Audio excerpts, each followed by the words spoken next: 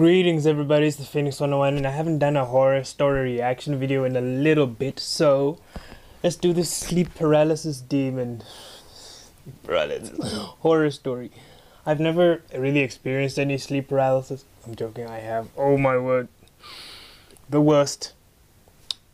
Let's see how others. Thanks to XP Pen for sponsoring this video. More details at the end. Thank you for not sponsoring me. I haven't had any sponsors ever. Not yet. A cool breeze crept through the valley outside of Telluride, Colorado, as my friends and I unloaded the truck parked on the dirt driveway. We had recently started renting an old mining house built in the early 1900s. Most of the home had been renovated over the years, but there were still glimpses of what the house used to be. The exterior of the home was painted a bright yellow and adorned a blood-red door. The yard was abundant with lush green grass, minus the few brown patches that littered the ground. In the corner of the yard sat a dilapidated gazebo filled to the brim with landscaping equipment. I stood facing the house, admiring the quaint ambiance it seemed to exude. I felt something hit my back and spun around. My brother, William, was standing behind me with a box under his right arm. "Let's pick up the pace, we don't have all day," he said, with a little annoyance masked in his voice. Yeah, I responded, and started walking to the back of the truck. My other two friends, Elijah and Leon, were in the process of stacking some boxes on a dolly. Cool. "Hey man, take this to my room," Elijah said as he handed me a large box. I resituated it in my arms and gripped it. As I did so, I could hear glass clanging inside and a strong, familiar odor starting to leak out. "Hey man, be careful," Elijah snapped. "If you ever want to smoke again, I'd highly advise you to take it one step at a time there, champ." "Maybe if you didn't throw everything into one single box without bubble wrap, then you wouldn't have an issue of something breaking, Elijah." It's always the black guy who's responded. the voice of reason. Elijah's eyes widened, as if he had just figured out the secrets of the universe. I laughed, turned around, and proceeded into the house. The floorboards creaked as I stepped onto the warped living room floor. I surveyed my surroundings of the old rustic home as I headed to Elijah's bedroom. Only 2 interior rooms had been renovated in the entire house, one being the kitchen, which had marble countertops and new appliances, the other being my room. I was the one who found the home on the market, so respectively I had first choice of which room I wanted to claim as my own. The other rooms, on the other hand, were still the same as they had been since the early 1900s, with dreary wooden floorboards and old chipping paint. "Dude, what the hell?" William yelled from upstairs. I quickly climbed the narrow stairway to find my brother in his room. I walked in to find what looked like to be a large lump underneath the wooden floorboards. Well, that's weird. It almost looked like Andre the Giant was buried in the middle of the room. "I told you it was an old home, Will. Things shift over time," I said, trying to hold my snickering back. Normal. "Yeah, I get that, but you didn't say that I'd have to maneuver around a speed bump," he snapped back. I took a deep sigh and turned to him. "Okay, look man, we're only gonna be here for a year. You've got plenty of room to put your bed so you're not sleeping on an incline." William turned back to the floor dejected. William is reasonably It's easy for you to say. angry. You're not staying on the cover of Sticky Fingers by the Rolling Stones. After we had moved everything into the house, we all plopped down on the couch, beers in hand, and began our well-deserved R&R. Elijah had already begun smoking, and the room started to fill with the pungent odor. "So are we gonna be doing some ghost hunting tonight, boys?" Elijah said, as he passed the joint to Leon. "Oh, come on, you don't actually believe that crap, do you?" Leon responded as he was rolling his eyes. "The guy blew his brains out on the front porch in the 1930s. I'd be surprised if there wasn't a ghost floating through the halls. I mean, how do you think we got such a killer deal on rent?" William said as he lifted his arms and started mimicking the sounds of a specter. Shut up. It's all nonsense. You've just been watching too much Ghost Hunters, I responded. Maybe. But anyway, I'm gonna go to bed. We need to get up early to do some cleaning. Good night, guys. All seems pretty normal right now. I stood up and meandered to my room. In all reality, I was a little perturbed by what happened at this house. I've always been quite agnostic to my beliefs of ghosts or spirits, but I've never witnessed anything myself. The rent was super cheap for an entire house, and I wanted to save some money for a trip outside of the country. I pushed the fact that someone had ended their life to the back of my mind. I wish things would have turned out much differently. I entered my room and slid under my sheets and basked in the warmth of my bed. It had been a long day and my body ached from moving. I grabbed my phone and looked for a rain and thunder YouTube video to help me sleep, and after about 15 minutes, I crept into comfortable darkness.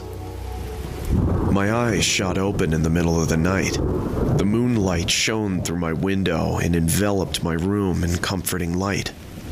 I could hear creaking from the house as the wind howled outside. I tried to sit up, but found my efforts futile. Sleep paralysis was a regular occurrence in my life. It happened at least once a month due to stress and a little help from my antidepressants. At this point, I'd almost gotten used to it. I could hear what sounded like a light scratching noise coming from inside my room, and prepared myself for the usual dark figure to be standing in the corner. My eyes darted from left to right, trying to decipher where the noise was coming from. It was then I started to hear skittering, like someone or something was moving around.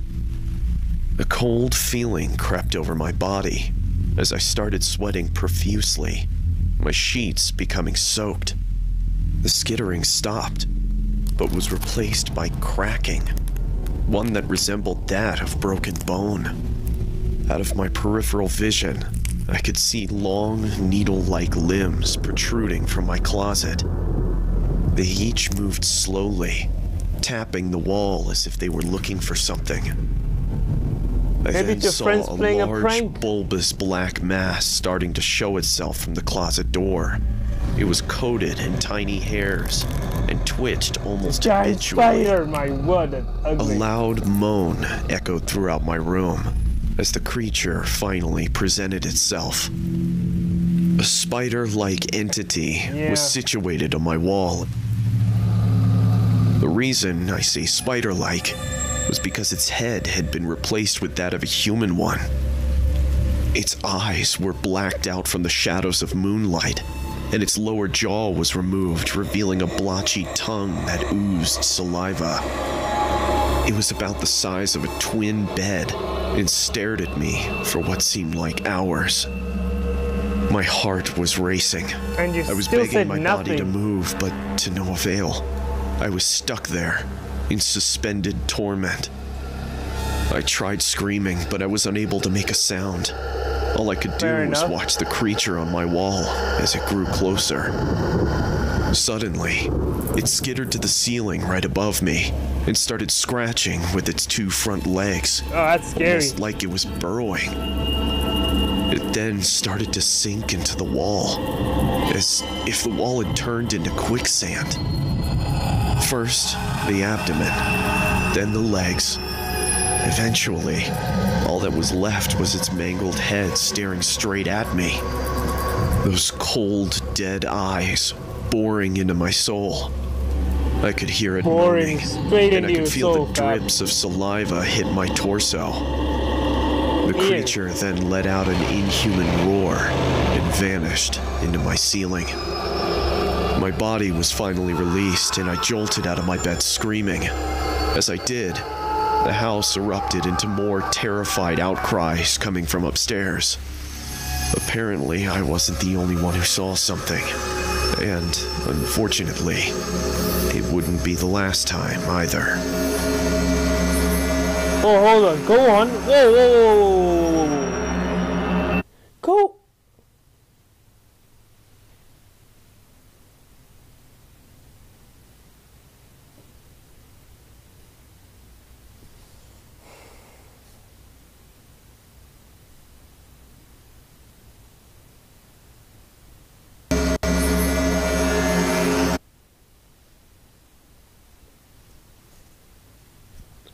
Whoa, whoa, whoa, hold up. Where's the rest? Where's the rest of it? I want to know. Oh, come on. I mean, oh, that was not a satisfactory. I want to know what else happened. If he was not the only one who saw that, right? What else did the others see? I want to know. I want to know what they saw. I want to know what they saw. Now I'm just kind of disappointed, actually. These are weird, right? Yeah, but like, I wanted to know. I want a good conclusion. Dang it. It's creepy what happened, and I don't know if I can't verify it or anything. But it's weird. It's weird stuff. Yeah. I want to know in the comments down below if you guys have ever experienced any weird stuff, because I really haven't. I really haven't experienced anything this weird yet, you know? Or weird, really, in any sense of these ghostly figures and all that stuff. There was a time in my life where I did want to find ghosts with a friend, but we kind of weren't finding any, so... I don't know. But then I want to know what you guys have ever experienced, or how you feel about this video. Did it actually scare you? It wasn't too scary or rather weird and creepy, because if that happened to me, I'd have lost my mind as well. I'd have lost my mind. I'd have lost my mind. So, if you guys enjoyed it, please let me know and what you want to see me react to, whatever. And maybe something actually scary. I want something to actually scare me, you know? I need that good stuff, you know? Just recommend me one of those if you got any. But until then, see you next time.